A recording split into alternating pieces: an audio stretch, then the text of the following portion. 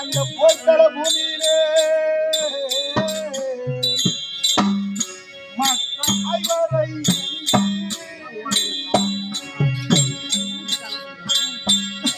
அடியாமல் கொள்ளே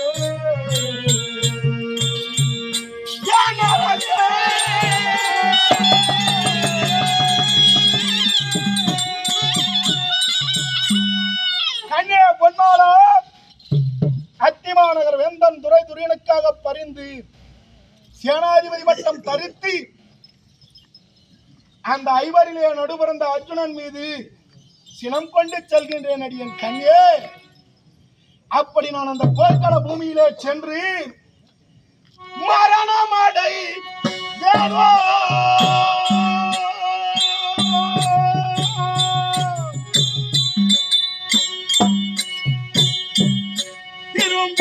திரும்பி வருவேன் தெரியாது.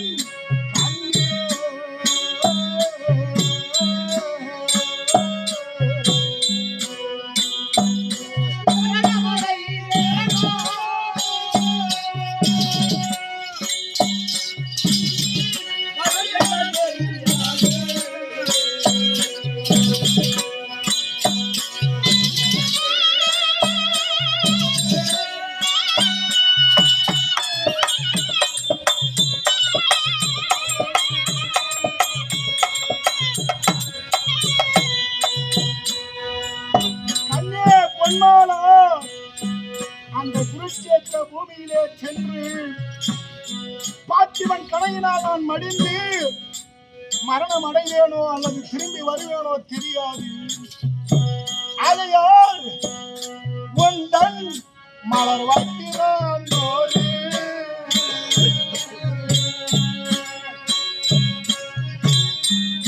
மாதேவியை தருவா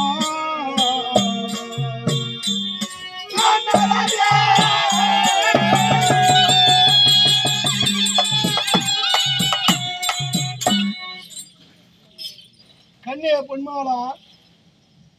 அருணன் உதயாதி காலம் முன்னதாக நான் அமர்க்களம் செல்ல வேண்டும். அப்படி நான் சென்று மரணம் அடைவேனோ அல்லது திரும்பி வருவேனோ தெரியாது. ஆகையால் உன் மலர்வாய் திறந்தொரு வாவாத்தை சொல்ல மாட்டாயா கண்ணே? என் சிரமது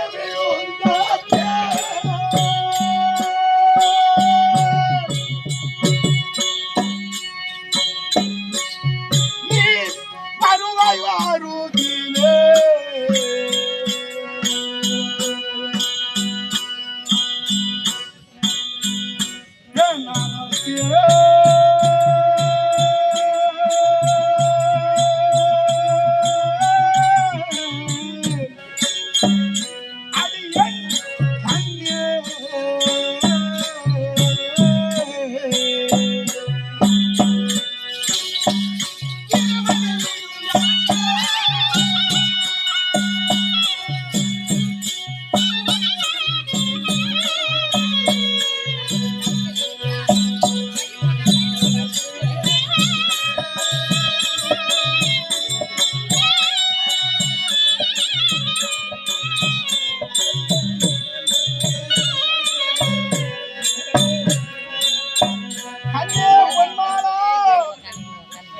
அப்படி என் சிரமது விழுந்து அந்த குருட்சேத்திர குருதியிலே என் சிரமானது பதிந்ததானால் நீ என் அருகாமையிலே வருவாயோ வரமாட்டாயோ தெரியாத என் கண்ணே. திரையின் மறைவில் நின்றே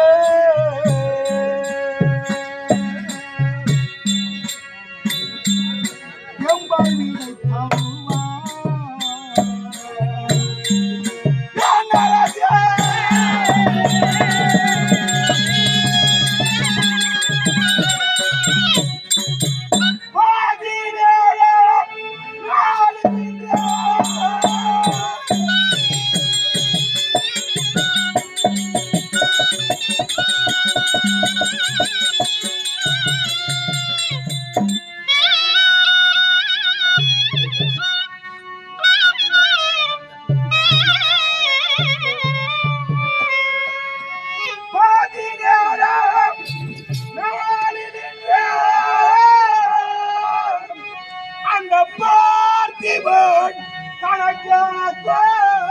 17ஆம் நாளில் நின்றாள்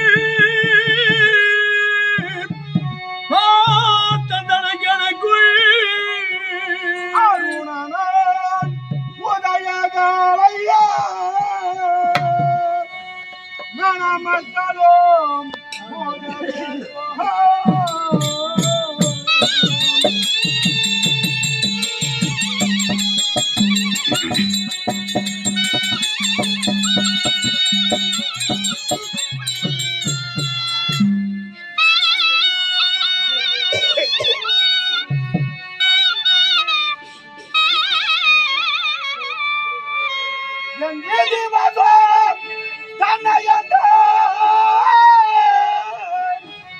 அந்த வேந்தனும் அறிய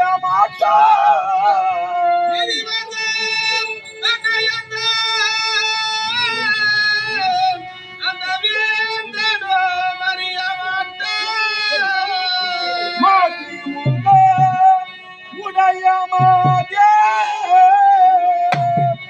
மகிழ்ந்து விடை தருவாய் எனக்கு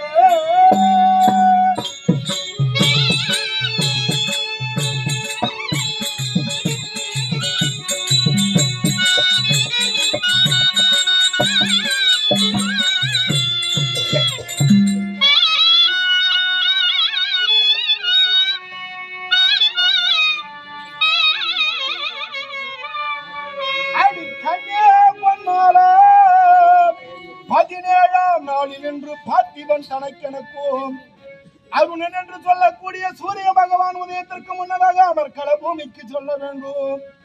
எழுதிய பிரம்மனுக்கே தெரியாதான் தன்னுடைய விதி என்னவென்று. என் விதி எப்பொழுது இருக்கின்றது எனக்கு தெரியாது.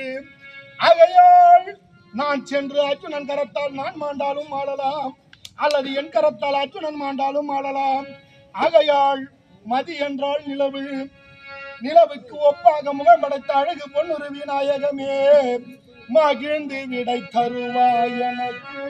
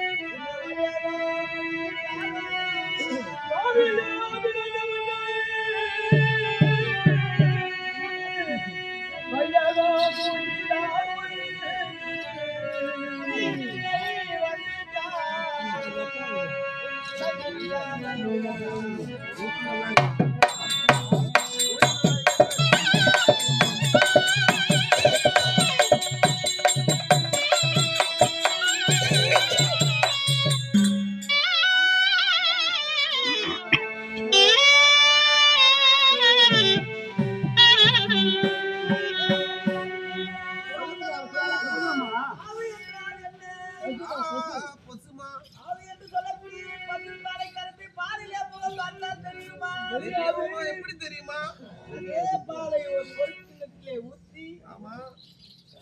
அதை காய்ச்சி புறையிட்டு பொழுத விடுத்த பின் மத்தால் மோர் கடந்து அதில் இருக்கும் எண்ணெய் எடுத்து அதை அணிலே காய்ச்சினால் நெய்யாகும். அந்த நெய்யை ஒரு பொற்கிணற்றிலே ஊற்றி அந்த தெளிந்த பிறகு அந்த நெய்யிலே நம்முடைய முகம் பார்த்தால் கண்ணாடியில் முகம் பார்ப்பது போல் தெரியும். எனக்கு கண்ணாடியா ஆடி இருக்குது. அது போல கண்ணாடி மூடினார் போல் தாமலம் கேட்கிறார். கண்ணாடி மேல துணி மூட்டு மூஞ்சி தெரியுமா? அது போல இவர் எங்கு பிறந்தார், எங்கு வளர்ந்தார், இவர் தாய் யார், உற்றார் யார், உறவினர் யார், இவையெல்லாம் குலம் கோத்திரம் இதெல்லாம் விழாவில சொன்னானா? அதுக்கு அப்புறமா நாமளும் கொடுக்கட்டும். கொடுக்காம போறது யாரு வரையும் அப்புறம் பார்க்கலாம். முதல்ல அவர் சொல்ல சொல்லு. கெட்டியா கெட்டுத்தான் இப்பொழுது இந்த நட்ட நடு ரோட்டிலே நின்று கொண்டிருக்கிறேன். ஊத்துக்கோட்டைக்கு போலாம். ஊத்துக்கோட்டைக்கு போய் மாடு பிடிச்சாரணும், அதை சனி கொடுக்கணும், அது சனி கொடுத்தா கண்ணு போடும், பாலை கறக்கணும், அதை காசணும், புறைய வாங்கியாந்து போடணும். பொறி வாங்கி அந்த போடுவாங்க, புறையிடணும், அதை புறையிட்டு தயிராக்கி அதை கடைஞ்சா மோர் வரும், வெண்ணெய் வரும்.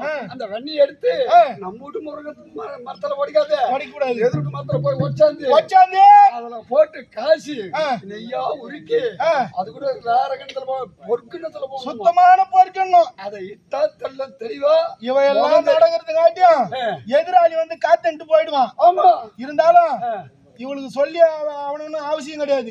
புறப்பட்டு போலாம்.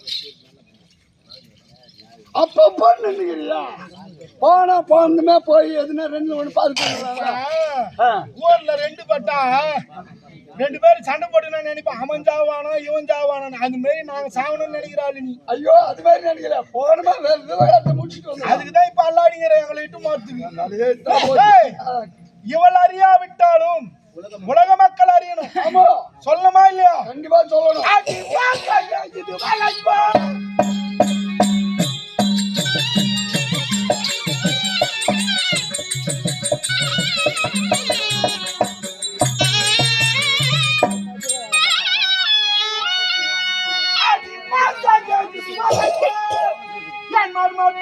சொன்னதில்லை சரித்திரம்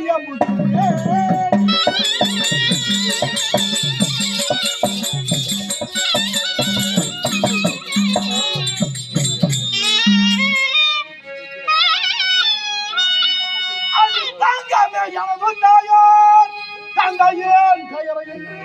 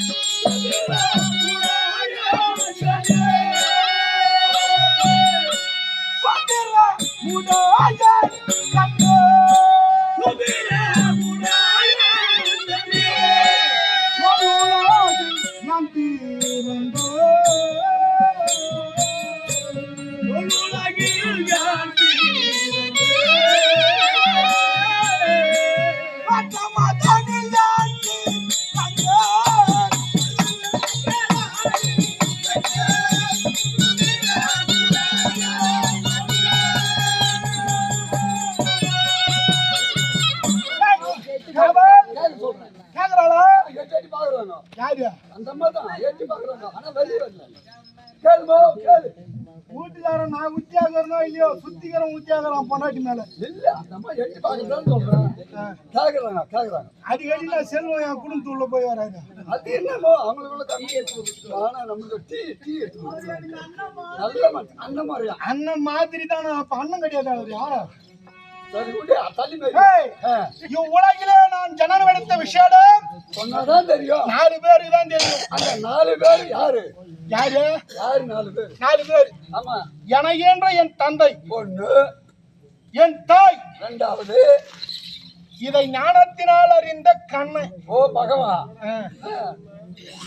அதுக்கப்புறம் எனக்கு அதுக்கு மேல என் தாய் சொல்லி எனக்கு தெரியும். அப்பதான் உனக்கு தெரியும். இந்த 4 பேருக்கு தான் தெரியும்.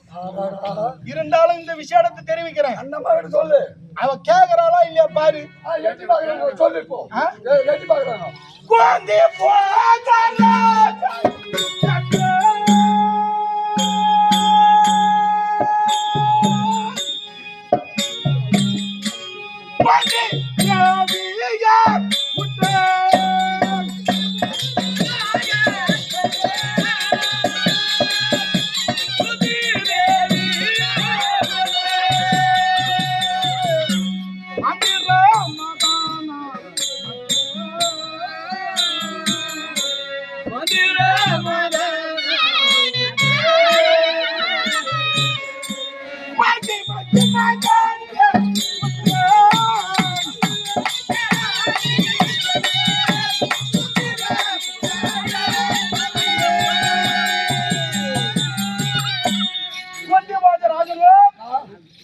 சூரசேன மன்னனும் பாலிய நண்பர்கள். ஓ நண்பர்கள்.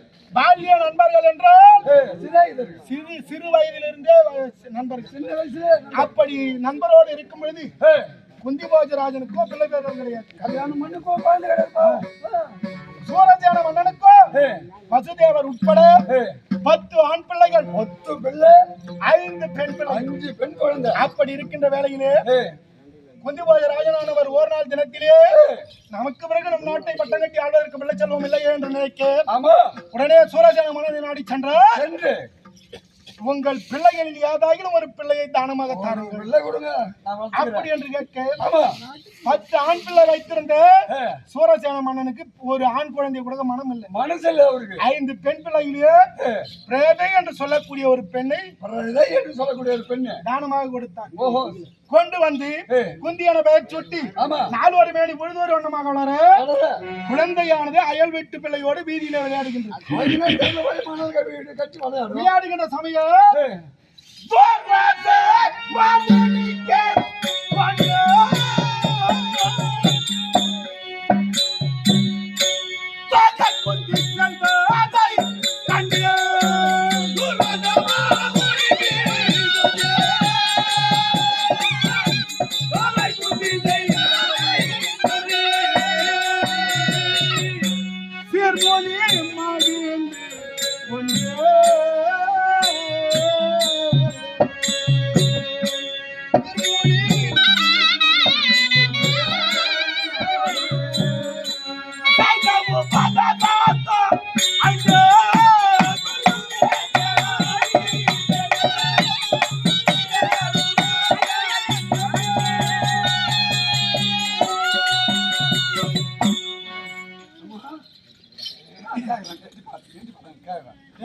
எட்டி பார்த்தாங்க. இவ்வளவு நேரம் நான் கத்தி வந்தேன், எனக்கு ஒரு குரல் ஆண் கூட கூட எம்மா ஒண்ணு பாக்குறாரு. என்ன சமாசாரம்? எட்டி பார்த்தாங்க. நீ சொல்ல போறதே கேட்கறதுக்காக நின்னுக்கிறாங்க. அங்கேதான் நின்னுக்கிறான். உள்ள உள்ள கூட போய் படுக்கல உட்காரல. அதான் இந்த பயமொழி சொல்லுவாங்க தெரியுமா? என்ன மகாராஜா? நான் மாமா மகாராஜா கூட கேட்க மாட்டேன், உன் குரலுக்கு கேக்குறாங்கன்ற என்ன எட்டி பாக்குறாங்க.